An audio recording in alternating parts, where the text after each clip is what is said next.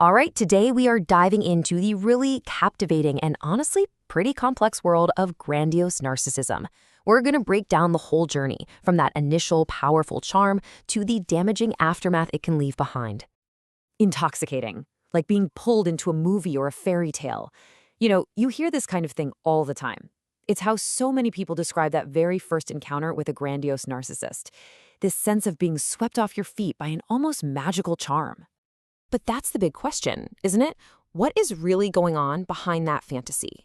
In this explainer, we're going to peel back those layers to get a look at the reality that's hiding just underneath that seemingly perfect surface. So, first up, the grandiose allure. To really get this, we've got to start by asking, why are these personalities so incredibly captivating in the first place? What is it about them that's just so magnetic? Well, a lot of it boils down to what you might call the 4 C's. Charm, charisma, confidence, and cleverness. I mean, these are all traits our society tends to admire, right? So it's no wonder that people who seem to have them in spades come off as incredibly attractive. They are absolute masters at making a good first impression. This initial phase has a name: love bombing. It's this intense, almost overwhelming storm of attention, gifts, and over-the-top affection. And it's all designed to make you feel like the most special person in the world. Okay, so let's move on to what's going on behind the perfect mask. We've seen the allure, we've seen the charm. Now let's take a look at how that captivating exterior is actually built on a really unstable foundation. And at the very heart of it all is this thing called grandiosity. You can think of it as a fundamental disconnect from reality. It's this hugely inflated self-image that leads to these larger-than-life goals and this unshakable belief in their own superiority. And this grandiosity can show up in a couple of different ways. You've got your overt or classic narcissist. They're flamboyant, they're boastful, they're openly seeking applause. But then you have the covert type, who is more resentful, expressing their superiority quietly, maybe by claiming to be some kind of unrecognized genius. So where does this stuff come from? Well, these traits don't just appear out of thin air. They're often shaped by early experiences, like, say, being praised for what you do but not who you are, and then it gets reinforced by a culture that often rewards that win-at-all-cost mentality. Now, this is where things often start to take a turn. Let's talk about the relational fallout. What happens when that perfect mask eventually starts to slip and the reality of the relationship sets in? This is where the real damage starts to happen. And it usually follows this predictable, painful cycle. It starts with love bombing, then moves into exploitation and devaluation, where the criticism and neglect begin.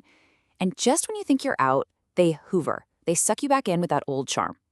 It's this roller coaster of thrilling highs and devastating lows that keeps people stuck. And to keep that control, they often use some very specific tactics.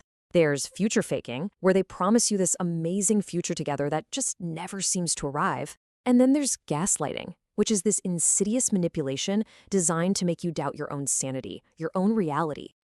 You can see this play out in the workplace too, with what's called the golden goose paradox. You've got this leader who seems so charismatic and is bringing in amazing profits. But look at the cost. Team morale is in the gutter and nobody feels psychologically safe. And the emotional toll of all this is just huge. It's that constant whiplash, right? The glimpses of charm followed by acts of cruelty. It creates this profound self-doubt, anxiety, and just complete and utter exhaustion for anyone caught in their orbit. Which brings us to, honestly, the most important part of this whole discussion, your survival guide. After understanding the damage, we have to focus on clear, actionable strategies for protecting yourself. Now, this can be a really hard pill to swallow, but it is absolutely the most critical first step. You have to realize that they rarely, if ever, change. And once you stop trying to fix them, you can start protecting yourself. Accepting this reality is, in itself, a huge act of self-preservation. So once you have that acceptance, you can build a strategy. And it's a pretty straightforward 3-step approach. Radical acceptance of who they are. Then, setting really firm boundaries. And finally, planning your exit, whether that means reducing contact or leaving for good. This is the healthiest path forward. Now, there is a short-term tactic you might hear about called tactical fluffing. Basically, it's temporarily stroking their ego to de-escalate a really tense situation or just to buy yourself some time. But let's be super clear. This is not a long-term solution. It's a survival tactic, and it's exhausting. Okay, for our final section, let's zoom all the way out and talk about a culture of grandiosity. It's worth asking how our own culture might be, well, enabling and maybe even rewarding these exact same traits. I mean, think about it for a second. As a society, we are often drawn to that superficial charm, that ambition, that relentless self-promotion, and in the process, the line between healthy charisma and toxic narcissism can get really, really blurry.